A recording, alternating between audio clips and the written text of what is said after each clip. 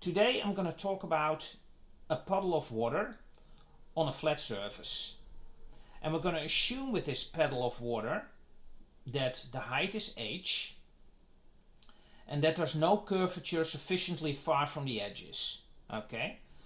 We're also going to assume that the angle of the curve here is relatively small.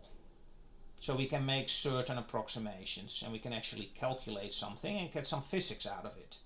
Okay? So the puddle of water, of course, will have curvature here because of surface tension. So there's surface tension here, there's the environmental pressure here from the air, and then there's the water pressure here also, of course, right? So when you go down more and more and more, there's more and more water pressure.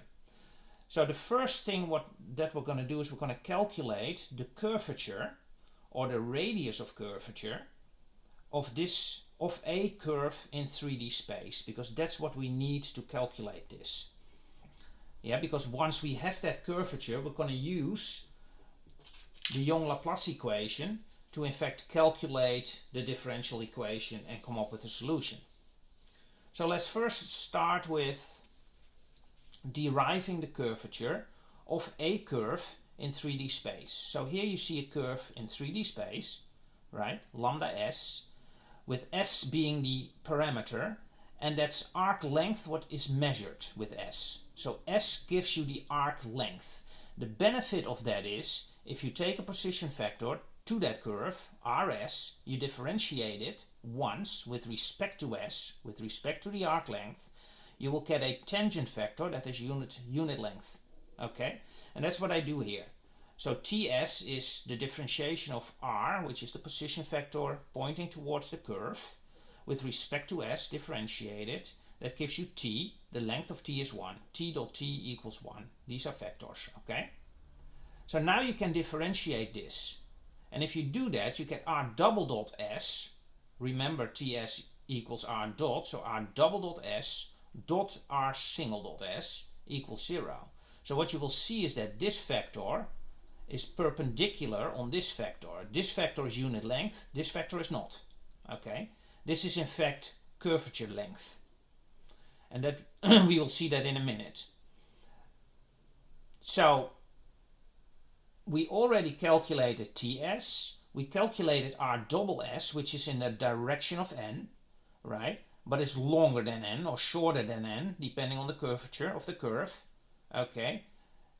And if we take the outer product, we get essentially the tripod, the completion of the tripod bs. So you get your bs vector over there. Okay? So bs is the outer product of rs dot times rs double dot. Now if you calculate that, the length of this vector is an indicator for the curvature of this curve in 3D space. Now we're only interested in our problem in 2D. So I'm only going to calculate a two-dimensional solution here. So if I calculate the curvature here, or the radius of curvature, which is 1 over the curvature, we're only going to take the k component here. And if you do that, you can see that that is this, right? So you take the k component in this determinant, you get x1 dot, x1 is x, so it's dx ds, right? Dx ds, times d squared y ds squared, right? x2 is y, minus d squared x ds squared, second derivative, times dy ds over here. Okay, so that gives you the curvature. Since we are working in two-dimensional for our solution and not in a three-dimensional space, we're going to make y immediately dependent on x. So y is a function of x. And if we do that in this curvature, we get the following. We can rewrite dy ds and d squared y ds squared by using the chain rule. So dy ds equals dy dx dx ds. Differentiate that again. You get d squared y ds squared, which is d squared y dx squared, right, times dx ds squared, plus dy dx d squared x ds squared. So just a chain rule, nothing hard about it. Once you fill this out and this one out in this equation, you can do that, and you get the curvature now becomes d squared y dx squared. So now it's a function of x, and dx ds to the power of 3. Okay. Now in 2 dimensions, ds equals dx squared plus dy squared, and then the square root of, just Pythagoras. Okay. So if you fill that out, you get the curvature over here.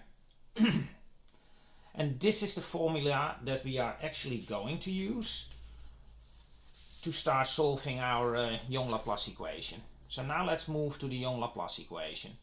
And the Young-Laplace equation is essentially the following. It's a differential potential on the left, and the differential potential is equal to the surface tension gamma with a minus sign times the divergence with respect to n. Okay, and when you write that out, it's essentially minus gamma times 1 over r1, the average curvature, plus 1 over r2, where r2 is the curvature in this direction, right? But we already said that r2 will be very, very big because this is flat, so we're going to essentially get rid of this one. And then there's the other curvature, which describes the curvature of the curve we're interested in, and that's 1 over r1. So in our case, we only have to look at the R1 and not the R2. So let's start with the differential pressure here. That's essentially the pressure of the water minus the environment. So you have your pressure of your environment here, which is air, and you have your pressure of water somewhere in here, okay? So that pressure of water is somewhere in there, and that can be calculated. Right? The pressure here, for instance, at a certain point is nothing more than PA, the environment, plus rho times G times H minus YX, right? The delta that you have extra here. Here you have the pressure of the environment. Here it goes up, up, up, up, up, and it's maximum at the bottom here, right? It's just H times G times rho at the bottom plus PA. That's what you have at the bottom. And in the middle you have some linear dependency here, and that's described over here. Okay, so you subtract PA out of that, and you get rho times G times H minus YX for the left hand side. Now we are going to evaluate the right hand side, and we will see that that's minus gamma times 1 over R1 plus 1 over R2. We already stated that R2 is really, really big. That's our assumption. Therefore that's 0. So you get minus gamma over R. And we also stated in the beginning that the theta has to be very, very small. Okay? And if that's the case, if theta is around 0, the derivative, of course, is very, very small compared to 1. Okay? So now we have the ability to write our radius of curvature simply as the second derivative with respect to x. Right? So the curvature here is nothing more than this. And now we have a second order differential equation, okay, that we can actually solve. So let's do that.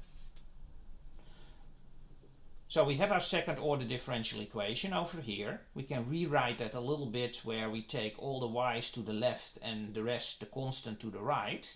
We also have 2 boundary conditions. The first boundary condition is y0 is 0, which is correct, right? Because we're interested in determining this curve. And y at x is 0, the x-axis is here, y-axis is there, is obviously 0.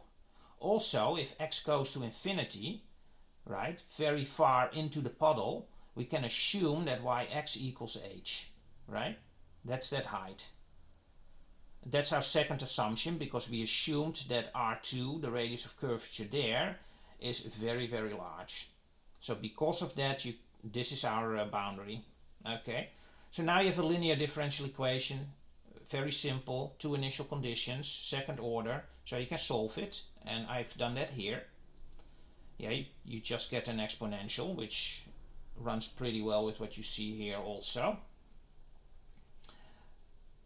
Now we can differentiate it to determine what h is. So let's differentiate with respect to x and fill out x equals 0. If x equals 0, we know that the angle is about theta. Okay?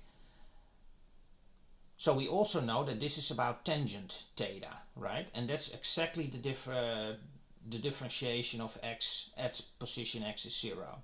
So if you fill that out, you get h times this part here equals theta, right? Just differentiate this function, fill out 0, you get this. If you fill out 0, you're left with this. And this is tangent theta, which is theta for small angles, and therefore the height of the puddle, right, is essentially the square root of gamma, surface tension, divided by rho times g, square root of that, times theta. And you can fill that back in to our y equation, and that gives you a y equation here. Okay, so I think this is really cool.